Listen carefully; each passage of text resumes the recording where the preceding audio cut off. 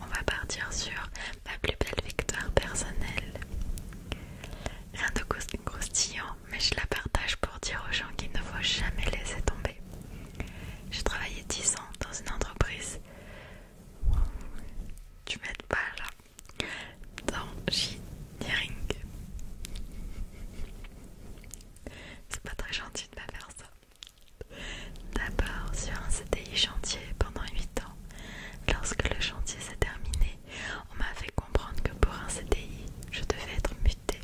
J'ai donc accepté une mutation dans le sud, malgré un suivi médical lourd sur Grenoble, car à l'époque j'avais un anneau gastrique. S'ensuit 2 ans d'errance professionnelle. En 2 ans, même avec toute mon expérience passée, ils ne m'ont trouvé aucune mission.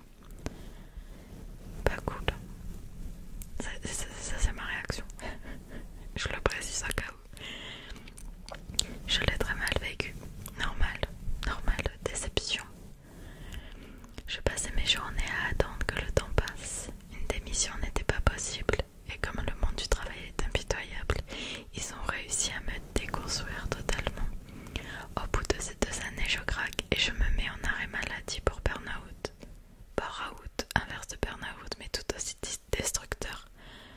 Je connaissais pas du tout le terme. Ok. Après cette période, je revois le médecin du travail qui préconise un repositionnement professionnel sur Grenoble.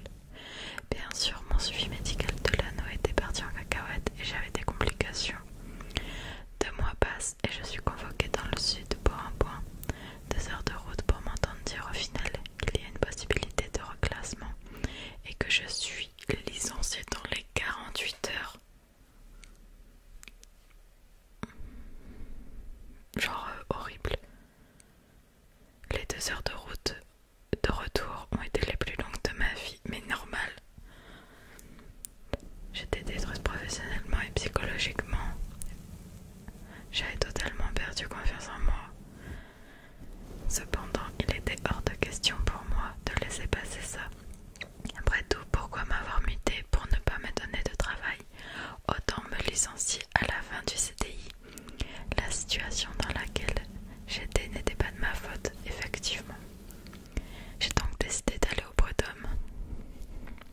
Yes, Carl, on veut la puissance. Je m'entoure d'une avocate spécialisée dans la défense des salariés. Ma famille est mitigée et surtout, je n'ai pas le soutien de ma mère qui me dit que ça ne sert à rien. Mais je mets un point d'honneur à ne pas leur laisser le dernier mot.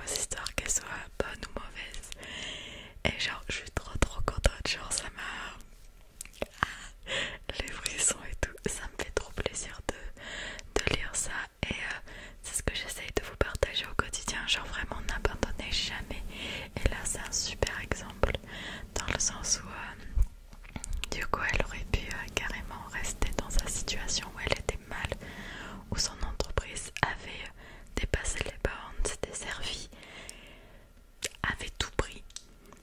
Et finalement des fois c'est dur de se relever de ça, et là bam, ça a réussi et je suis très contente, je suis très heureuse. On commence bien avec une belle histoire. J'adore. Ensuite, prochaine histoire chez Koala. Coucou. Alors mon pire date. C'était jeune, j'avais rendez-vous avec un mec. Et là où on vient au bisou langoureux. Oui, mais la langue. Et il avait la langue râpeuse comme un chat. Il y a des petites histoires, elles sont courtes comme ça, mais elles sont pépites. Ouais. Je sais pas si toi là qui me regarde, tu as un chat. Mais je sais pas si ton chat t'a déjà léché sa langue. C'est comme du papier à poncer. Si ça fait la même sensation dans la bouche, c'est pas ouf. Et ma victoire personnelle, mon fils et ma fille qui va bientôt arriver. Bien, félicitations à toi. C'est vrai que beaucoup estiment du coup que leurs enfants font partie de leur victoire personnelle, et je peux comprendre, même si je n'ai pas d'enfant, je peux comprendre le fait que de procréer, de créer, de donner la vie soit l'une des plus belles choses que l'on peut ressentir. Je pense. J'ai beaucoup entendu ça en tout cas. Du coup, prochaine petite histoire. Une victoire personnelle aussi. On adore, j'aime le positif. Après je vous raconterai aussi mon pire date. Histoire qu'on rigole un peu tous ensemble évidemment. La victoire personnelle du coup, c'est que je n'ai jamais été élevée par ma mère. Elle nous a abandonnés avec mes frères et sœurs, et mon père a dû s'occuper de nous trois depuis tout petit. Il a fait comme il a pu, même si ça n'a pas été toujours facile.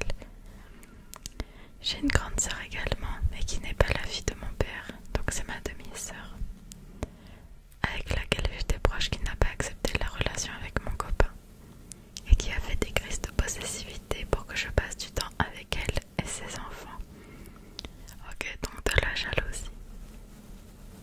Elle n'arrivait pas à comprendre que je n'étais plus une enfant et que j'étais en train de faire ma vie d'adulte. Bref, du coup ma mère m'a toujours dit que je serais bonne à rien, que je n'aurais jamais personne autour de moi qui sera capable de m'aimer. J'y ai donc cru et je me suis retrouvée bien plus d'une fois seule, car je faisais en sorte que toutes les histoires que je pouvais avoir, que ce soit amicales ou sentimentales, se passent mal. J'ai vécu un certain temps chez mon chéri et je me suis fort embrouillée avec mon père. Je me suis alors retrouvée sans famille, bien que j'avais la famille de mon copain. Du coup, j'ai voulu me prouver à moi et aux autres qui ne croyaient pas en moi que j'arriverais à devenir quelqu'un seul. J'ai donc réussi à signer mon CDI. Let's go! J'ai passé mon permis voiture que j'ai obtenu du premier coup. Yes! Je me suis acheté une voiture et avec mon chéri, on vient de devenir propriétaire. Voilà ma petite grande victoire personnelle. Je suis très contente pour toi, vraiment. Je pense que le rôle des parents, c'est de nous accompagner tout au long de notre vie, et encore plus quand on est jeune. Malheureusement, certains parents ne le font pas, mais en plus de ne pas le faire, nous rabaissent, et on ne devrait jamais accepter ça, même de la part d'un parent, puisque ce n'est pas normal. Je suis très contente pour toi que tu aies réussi à surmonter tout ça et qu'à l'heure actuelle, tu as l'air d'être bien, et c'est le principal.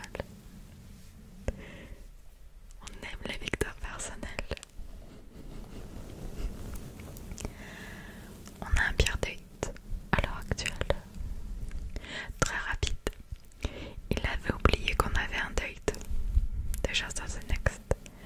J'étais déjà devant le ciné, je lui ai envoyé un message pour savoir où il était. Il m'a dit qu'il avait oublié. Il est venu en courant, donc il est arrivé en retard, mal sapé et super transpirant. Petite emoji vomito. Et en plus, on s'est pas pécho. PTDR, la perte de temps. Ouais, on a connu mieux comme date. Genre, pas ouf. Ensuite, prochaine victoire personnelle. Ma plus grande victoire personnelle, c'était le jour où j'ai sauvé une mamie en randonnée. En fait, il y avait un précipice et elle a glissé dedans. Oh la pauvre! Et je l'ai ramenée en haut sur mon dos alors que je vais même pas à la salle. Mais ça, avec l'adrénaline, j'ai réussi à la remonter. Je sais pas comment. Il y avait 3 mètres assez raides. Et ensuite, elle a été à l'hôpital et elle avait rien de grave, heureusement. Le maire de mon village m'a donné une médaille. Ah, j'adore. Ça sent bon maire. Et j'ai eu un article dans le journal. C'était il y a 4 ans maintenant. Mais du coup, je vois qui c'est et je trouve ça super que du coup, il y a 4 ans, du coup, tu étais beaucoup plus jeune. Tu as eu ce réflexe-là. Et bravo à toi. Genre, je trouve ça trop beau. Je suis très contente de lire ça à nouveau. J'ai tendance à vite pleurer quand ça concerne les papis mamies. Du coup, je suis très soulagée de lire ceci. Alors, mon histoire au sujet de la victoire personnelle. Prochaine histoire. Je m'en fiche de l'anonymat, je sais que la commu ASMR est bienveillante. Effectivement. Alors moi, tout commence à mes 18 ans. Je sais, c'est un peu tard, mais voilà, pour le contexte, mes parents sont divorcés depuis que je suis toute petite. J'ai toujours vécu avec ma mère car je n'ai que très peu, voire pas du tout de relation avec mon père. Ma mère est avec un homme depuis plus de 10 ans lorsque j'ai 18 ans. Mon beau-père donc, avec qui je m'entends extrêmement bien. En fait, je le considère même comme mon père puisque le mien ne joue pas son rôle. Il me considère lui aussi comme sa vie et tout se passe bien jusqu'à mes 18 ans. Seulement voilà, je suis une jeune adulte qui vit ces expériences, déceptions. Je décide un jour de me remettre en couple avec mon ex qui m'avait fait beaucoup souffrir mais pour qui j'avais toujours beaucoup de sentiments. Peut-être pas la meilleure des idées, diront certains, mais moi je considère que c'est quand même ma vie et que je la vis comme je le souhaite, surtout à 18 ans, effectivement. Et que même si ça se finit, eh bien j'aurai expérimenté sans regret. Effectivement. Mais mon beau-père n'est pas de cet avis. Quand je lui annonce la nouvelle, il devient fou de rage. Il me punit de toutes les manières possibles et imaginables. Il m'empêche de sortir pour aller voir mon copain. Il me prive de téléphone pour que j'arrête de lui parler, etc., etc. Si cela n'a été que ça, c'est pas bien grave. Quoi, il commence à me parler très méchamment au fil des semaines. Il me considère un peu comme sa boniche, il me parle extrêmement mal, il me donne des ordres. Je dois nettoyer de fond en comble la maison, et s'il voit une petite poussière, je dois tout recommencer à fond. Quand je rentre des cours, je ne peux pas faire mes devoirs car je dois nettoyer la cuisine, etc. Oh, j'ai des frissons de... Je lis en diagonale et je vois un peu les mots en dessous et du coup ça me touche. Et là encore, ce n'est pas le pire, il commence ensuite à devenir violent. Bien sûr, à chaque fois que ma mère n'est pas là. À titre d'exemple, ma mère travaillait les samedis, donc quand elle n'était pas là, il venait dans ma chambre tôt le matin pour me réveiller et me sortir du lit en me tirant par les cheveux. On a connu mieux comme réveil. Au fil des mois, ma relation avec lui devient invivable. Je ne peux même plus manger à table avec eux. Ma mère se rend compte que nous ne pouvons plus nous entendre lui et moi. Elle se dispute beaucoup avec lui à ce sujet, mais il lui sort toujours cette fameuse phrase « Tu vois, on s'engueule même à cause d'elle, tout est de sa faute. » Un soir, il lui a dit: maintenant tu choisis, c'est elle ou moi. Ma mère, complètement désemparée, j'imagine, est venue dans ma chambre ce soir-là pour me dire: tu fais tes valises, tu pars vivre chez papa demain.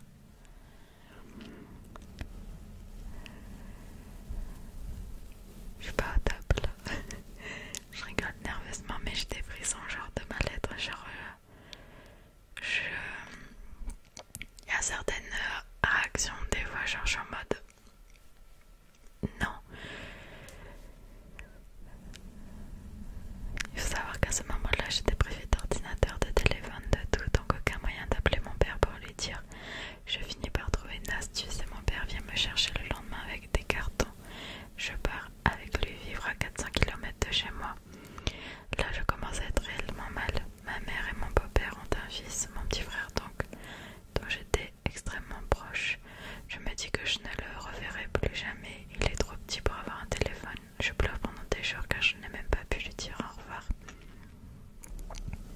J'arrive donc chez mon père, c'est le problème. Ma belle-mère que je déteste au plus haut point et qui me déteste encore plus. Ça se passe donc très mal là-bas. Je me sens tout simplement pas à ma place, c'est pas chez moi. Je commence à rentrer dans une phase dépressive. Je perds 10 kilos en quelques semaines. Je n'ai plus aucun contact avec ma mère ni mon frère. Je deviens agressive avec mes proches, dont mon copain. Mon copain ne supporte plus la façon dont je le traite. Il décide de mettre fin à la relation et je perds à nouveau 10 kilos supplémentaires. Je n'ai plus rien à quoi me rattacher.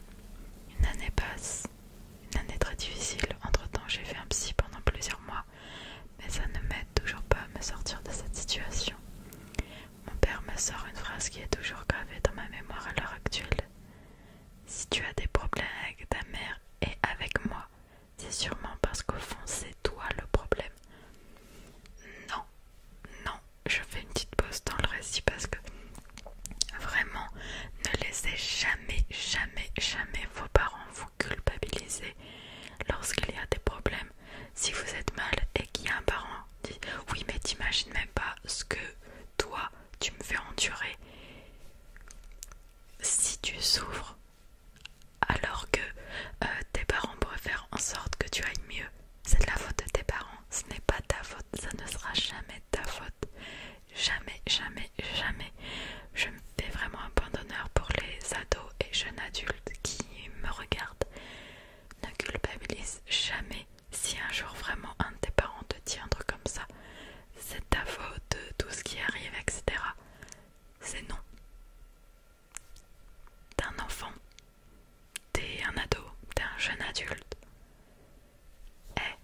Il a le double de ton âge, hein. Il a l'expérience, etc. Logiquement, il doit savoir gérer ces petits trucs là. Non, non, non, non, non. Non, non, non, non, non. Vraiment, ne culpabilise jamais, jamais, jamais pour ça. On retourne à l'histoire. Je décide donc de prendre mon propre appartement seul, loin de mon père, loin de tout, mais un peu libéré. C'est toujours très difficile pour moi de remonter la pente. Une autre année passe et je reprends contact avec ma mère. Ma mère a quitté cet imbécile de pervers narcissique qui était mon beau-père. Ouf. Elle a pris conscience de tout ce qu'elle m'avait subir. Elle me s'en veut terriblement. Elle s'en est toujours voulu, mais il m'a fallu 2 ans pour accepter de lui reparler après qu'elle m'ait mise à la porte. Là où cette histoire est pour moi une victoire personnelle, c'est que j'ai réussi à pardonner à ma maman, parce qu'au fond, elle était aveuglée par cet homme. Je lui pardonne tout. Mais à l'heure actuelle, elle ne sait pas pardonner elle-même, alors que c'était il y a 4 ans. Aujourd'hui, je suis encore plus proche d'elle que je ne l'ai jamais été. J'ai remonté la pente toute seule, sans l'aide de personne. J'ai repris les kilos perdus. J'ai pris en maturité très rapidement, et même si aujourd'hui je ne m'entends toujours pas avec mon papa, je lui parle avec beaucoup plus de recul.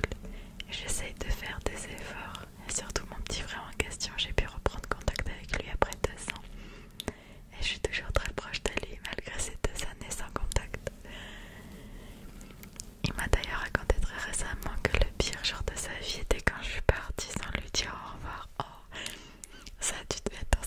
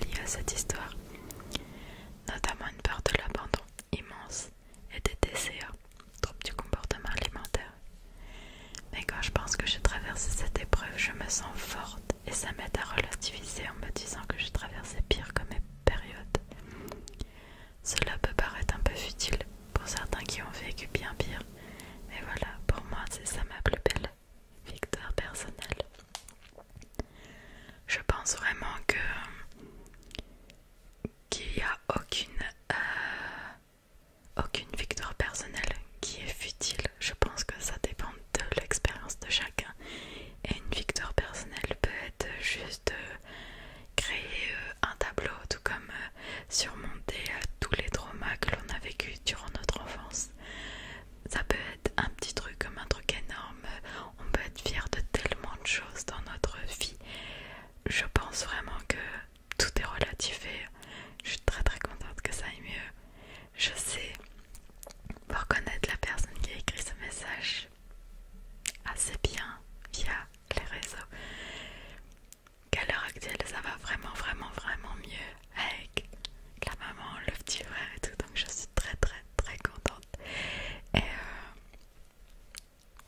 ça m'a touchée vraiment. Ensuite, victoire personnelle, à nouveau on aime les good vibes. Ma meilleure victoire à ce jour reste mes choix d'études de carrière. En effet, j'ai choisi une voie avec peu de débouchés et très peu de postes, le monde de la librairie. Ce que je définis comme une victoire, c'est le fait d'avoir réussi là où beaucoup ont échoué dans ce domaine. Pas que je sois heureuse qu'ils aient raté, mais heureuse car malgré leur prédisposition à réussir dans le domaine, plus grande culture, personnes beaucoup plus littéraires que moi, etc., ils sont totalement revirés de voix pour la majorité alors que les livres étaient leur passion. Contrairement à eux et malgré mon manque cruel de connaissances, j'ai gardé ma détermination et je suis sortie de ma zone de confort. Yes! Déménagement à 400 km de mes proches par exemple, et c'est ça qui a fait la différence. De rien lâcher. Tout ça pour dire que ma plus belle victoire, c'est le fait de ne pas avoir abandonné et d'être sortie de ma zone de confort.